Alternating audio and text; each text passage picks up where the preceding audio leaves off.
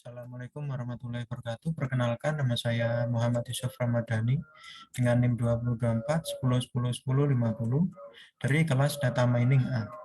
Di sini saya akan membahas atau menjelaskan tentang modul 7 yang berjudul Naive Bayes Classification.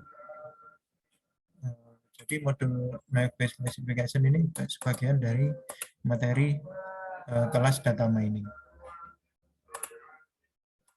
Untuk yang section pertama, yaitu data preprocessing. Ke kodenya, kita di sini perlu memanggil beberapa library. Jadi di sini yang pertama kita import library NumPy, kita aliaskan sebagai NP. Untuk yang selanjutnya kita import library Pandas, kita aliaskan sebagai PD. Lalu kita import library matplotlib.pyplot, ini untuk plottingnya, kita aliaskan sebagai PLT. Lalu selanjutnya mengimport Seaborn, kita aliaskan sebagai SNS. Nah, ini untuk memvisualisasikan juga. Untuk selanjutnya yaitu mengimport dari scalar.preprocessing, kita mengimport dua di sini. Yang pertama label encoder dan yang selanjutnya min-max scalar. Nah, ini untuk menormalisasikan, untuk mengencoding data. Nah, yang selanjutnya dari library scalar.model selection, kita import train test split untuk memasukkan, untuk men-split datanya, membagi antara data yang dilatih dengan data tesnya. Nah, selanjutnya kita dari scalar.naive Bayes kita import Gaussian NP. Ini singkatan dari Naive Bayes. Nah, ini library yang disediakan oleh Scalar untuk penghitungan secara Naive Bayes. Nah, lanjut ke soalnya. Yang pertama adalah perintahnya load dataset adult.csv dan buang feature yang tidak dibutuhkan serta rapikan datasetnya.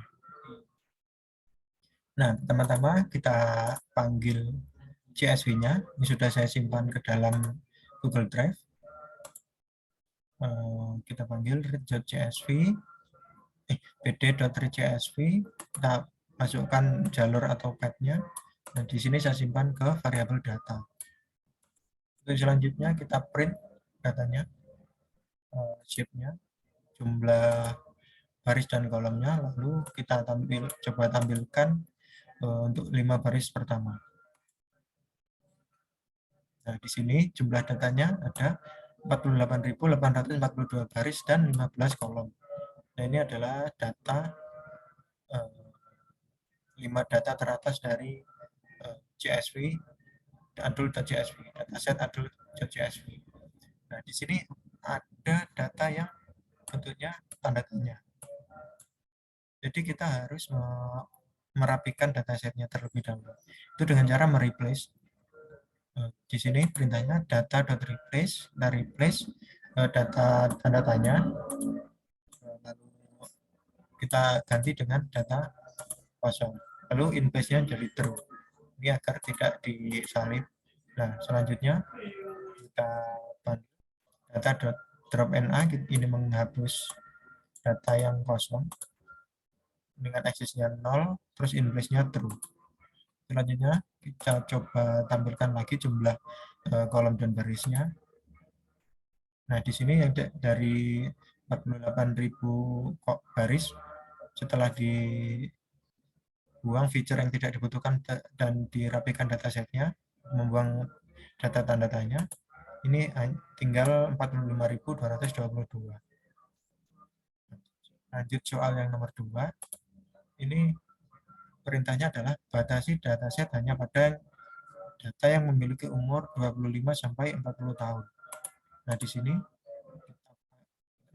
kita buat data doang itu dengan data yang lebih dari 25, data age-nya, kolom age dari data yang lebih dari 25, dan data age yang kurang dari sama dengan 40. Jadi memiliki rentang usia 25 sampai 40 tahun. coba tampilkan jumlah baris dan kolomnya. Lalu kita coba tampilkan 5 data teratasnya.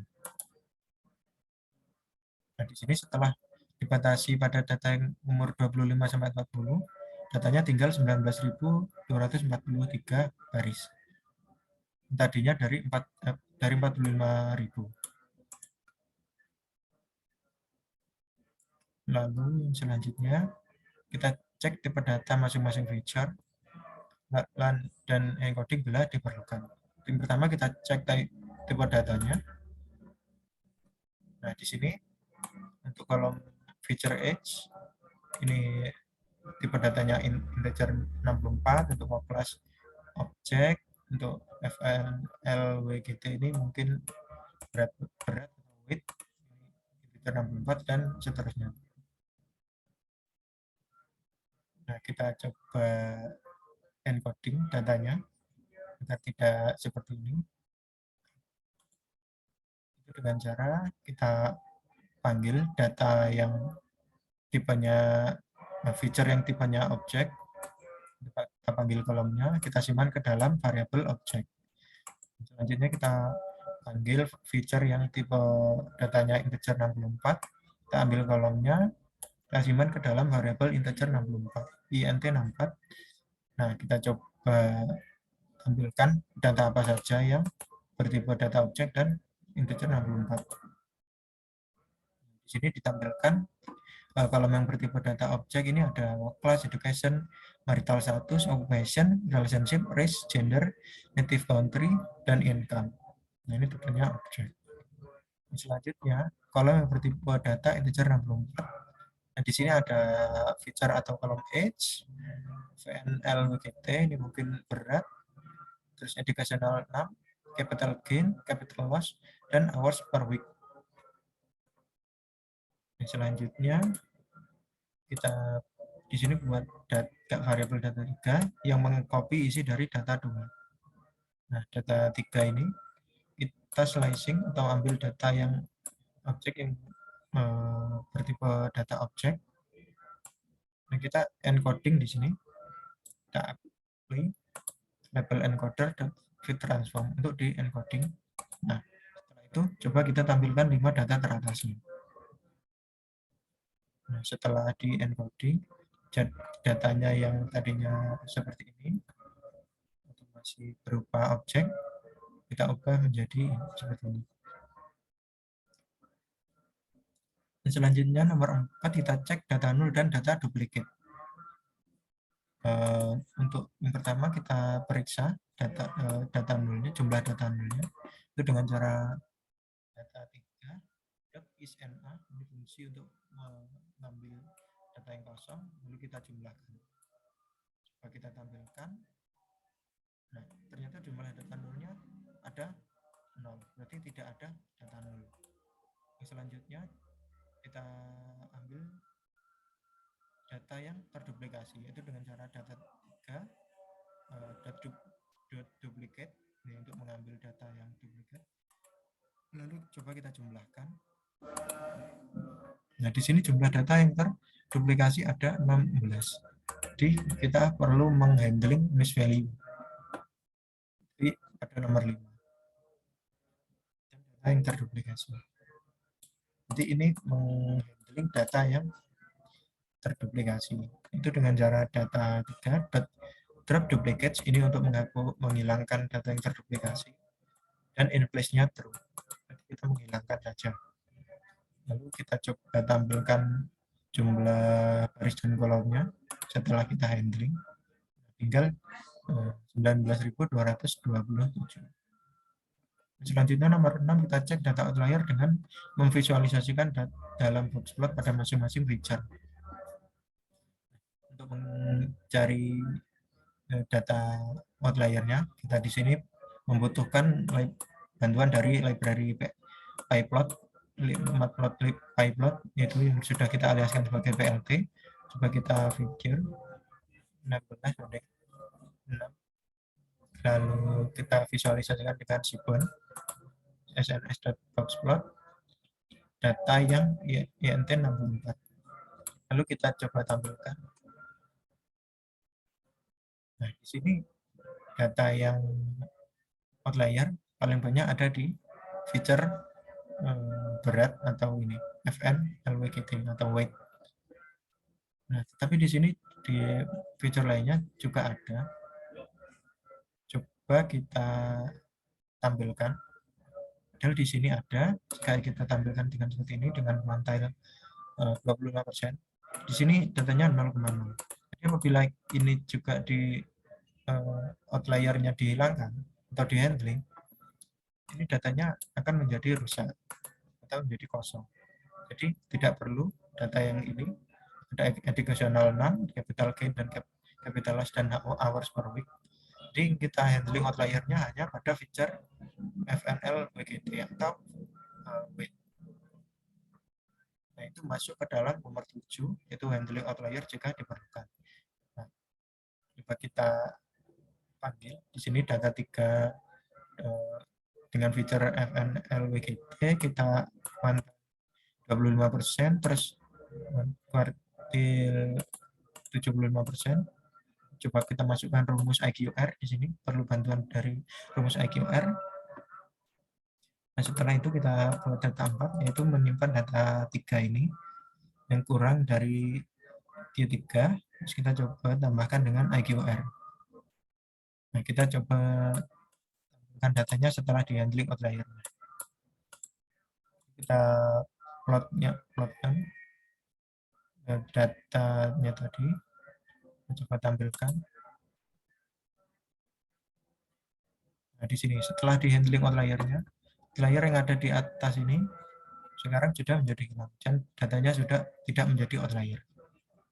Selanjutnya nomor 8 itu normalisasikan data menggunakan normalisasi min-max. Nah, di sini pertama-tama kita copy data 4 dulu, kita simpan ke dalam variabel data 5.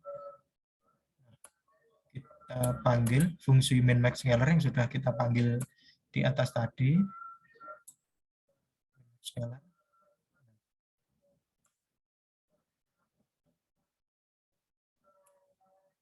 Kita simpan ke dalam variabel scalar. Nah, data ini data 5 kita ambil yang tipe data integer 64. Kita coba normalisasikan dengan min-max, itu scalarnya. Nah, ini fit transform datanya. Coba kita normalisasikan begini. Terus kita tampilkan. Setelah normalisasikan menggunakan min-max, sekarang jumlah datanya jadi 17.977 baris. Dan seperti ini. Lalu kita coba, karena di sini indeksnya sudah sekarang tidak beraturan atau tidak urut, dikarenakan ada handling outlier, terus normalisasi dan lain sebagainya. Jadi kita perlu urutkan kembali datanya agar tidak seperti ini. Nah, jadi kita 17.977 baris. Dan sekarang menyesuaikan. Yang tadinya indeksnya tidak beraturan, sekarang sudah diatur ulang. Selanjutnya masuk ke dalam section modeling. Di sini kita melakukan modeling dengan data test size 20%, 25%, dan 30%, serta tampilkan hasil skor akurasinya.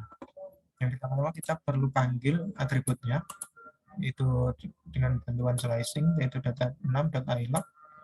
Kita ambil semuanya, berarti ini mengambil atributnya. Selanjutnya ambil data kelasnya, seperti ini. Nah, selanjutnya kita melakukan modeling. Yang pertama yaitu untuk test size 20%. Maka kita masukkan xtrend, xtest, ytrend, ytest ini dalam kita split di sini. Kita masukkan datanya. Ini menggunakan bantuan scalar trend test split ini. Masukkan x-nya, atributnya, kelasnya. Nah, untuk test size ini menyesuaikan test size-nya. Jika 20% jadi masukkan float 0,2. Dan random state-nya ini 100. Kita modelkan dengan menggunakan naive Bayes. Nah, untuk fungsi naive Bayes-nya yang sudah kita panggil di awal tadi, library-nya kita masukkan ke dalam variabel model. Nah, fungsi ini melatih X-train dan Y-train. Coba kita tampilkan skor dengan test size 20%. Di sini skornya 80.000. Selanjutnya untuk tes 25%, tinggal rubah di sini tes size-nya menjadi 0,25 karena di sini menggunakan float. Coba kita tampilkan skornya. Skornya ini menurun. Kita tampilkan yang 30%. Nah, di sini tinggal ganti menjadi 0,3. Nah, untuk pattern-nya sendiri atau polanya, sini terlihat menurun. Jika tes size-nya meningkat, berarti skornya, model skornya ini menurun. Untuk yang section selanjutnya yaitu perhitungan manual. Nomor 10 kita lakukan modeling secara manual. Boleh menghitung di kertas, Excel, spreadsheet, namun tidak boleh menggunakan coding. Nah, klasifikasinya ini menggunakan Naive-Bayes berdasarkan dataset dummy, jodoh Naive-Bayes dataset XLXX atau Excel yang sudah diberikan oleh SDOS. Nah, perintahnya sendiri itu tentukan hasil keputusan sesuai pernyataan berikut. Yang pertama, bagaimana hasil keputusan menurut pelatihan tersebut bila terdapat data interval, tajir, baik, dan jempol.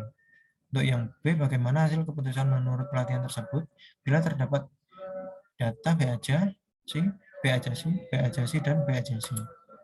Dan untuk yang C, bagaimana hasil keputusan menurut pelatihan tersebut bila terdapat data B, B aja C, B aja tajir, toksik, dan B aja C. Nah, untuk perhitungannya sendiri, ini kan manual, berarti kita menggunakan kertas, Excel, atau spreadsheet. Di sini saya menggunakan Excel. Nah, ini datasetnya. Sebelumnya sudah saya urutkan sesuai kelasnya, jadi untuk yang garis lembar ini saya taruh di atas 1-10, dan untuk 11-20 ini yang kelas dibagi dulu. Untuk memudahkan perhitungan menggunakan F-base, perhitungan manual, di sini saya masukkan ke dalam tabel seperti ini.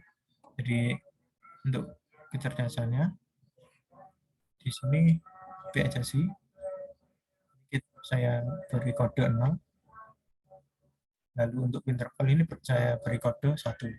Nah, untuk yang harta, kita beri untuk yang B aja sih, kita beri kode 0. Untuk yang agak tajam,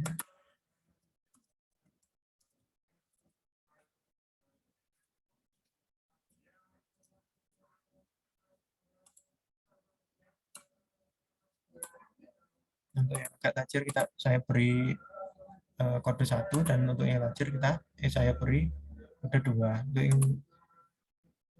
kolom atau feature perilaku, ini untuk B aja sih saya beri kode 0, untuk toxic kita saya beri 1, dan baik saya beri kode 2.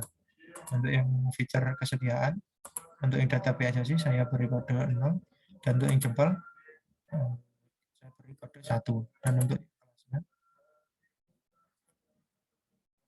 ini untuk yang dipikir dulu, ini saya beri kode 0, dan untuk yang garis nomor ini saya beri kode 1. Nah, data yang bantuan ini coba kopikan ke sini untuk menghitung. Nah, untuk soal yang pertama itu data interval, tajir, baik, dan jempol. Nah, ini berarti A1 interval, berarti kodenya 1. Nah, untuk tajir ini kodenya 2, untuk baik ini kodenya 2.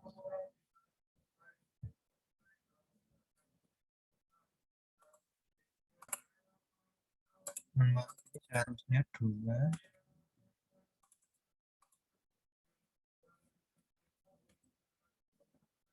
Untuk yang baik ini kodenya 2, untuk yang jempol ini kodenya 1. Nah, pertama-tama kita buat masing-masing kelasnya untuk mencari probabilitas priornya dari kelas 0. Ini berarti yang kami dipikir dulu. Nah, ini probabilitasnya ada 0,5. Kenapa? Karena di sini jumlah datanya ada 10 per 20 data. Berarti probabilitas priornya ada 0,5. Dan untuk yang gas lamar ini juga sama, ada 10 data dari 20 data. Berarti 0,5 juga. Coba kita hitung di sini untuk yang interval yang kode 1 ada 3.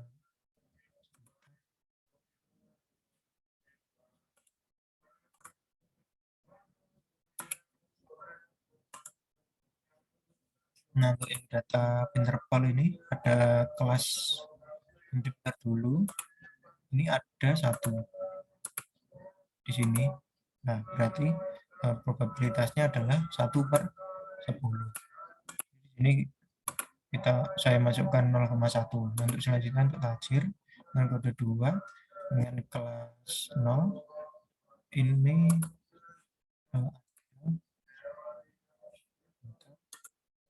yang tajir ini probabilitasnya ada 0,0. Ini ada 2. Selanjutnya untuk yang baik ini probabilitasnya 0,2 karena di sini untuk yang baik ada 2. Jadi 0,2. Lalu untuk yang jempol ada kelas 0. Nah, ini 0,3 karena ada 3 data jempol. Selanjutnya untuk yang kelas gas lamar itu yang C-nya 1. Kita cari pada interval pada kelas 1 yang gas lamar. Di sini interval itu probabilitasnya 0,9. Di sini ada 9 data. Nanti selanjutnya untuk yang tajir ini kelas gas lamar ini 0,5. Ada 0,5. Lalu untuk baik ini 0,5 juga. Lalu yang jempol ini 0,7. Setelah itu coba kita hitung probabilitasnya. Itu dengan cara ini semuanya data 0,5 ini dikalikan dengan semua data ini. Ini menghasilkan data 0,00032. Dan untuk yang kelas gas lamar ini dia nilainya 0,028125. Nah, untuk mencari kelas yang cocok atau hasilnya ini mencari nilai terbesar dari masing-masing ini. Di sini yang terbesar adalah yang C1, berarti yang gas lamar. Jadi keputusannya adalah gas lamar. Yang selanjutnya penghitungannya sama. Untuk perbandingannya di sini 0,0048, di sini 0,0072. Berarti di sini keputusannya adalah yang dipikir dulu. C0. Untuk yang nomor 3 ini untuk yang C0 probabilitasnya ada 0,18. Nah, untuk yang gas lamar ini 0,00002. Nah, berarti yang terbesar adalah yang C0 atau dipikir dulu. Berarti keputusannya adalah dipikir dulu. Mungkin seperti itu yang dapat saya sampaikan, kurang lebihnya mohon maaf. Assalamualaikum warahmatullahi wabarakatuh.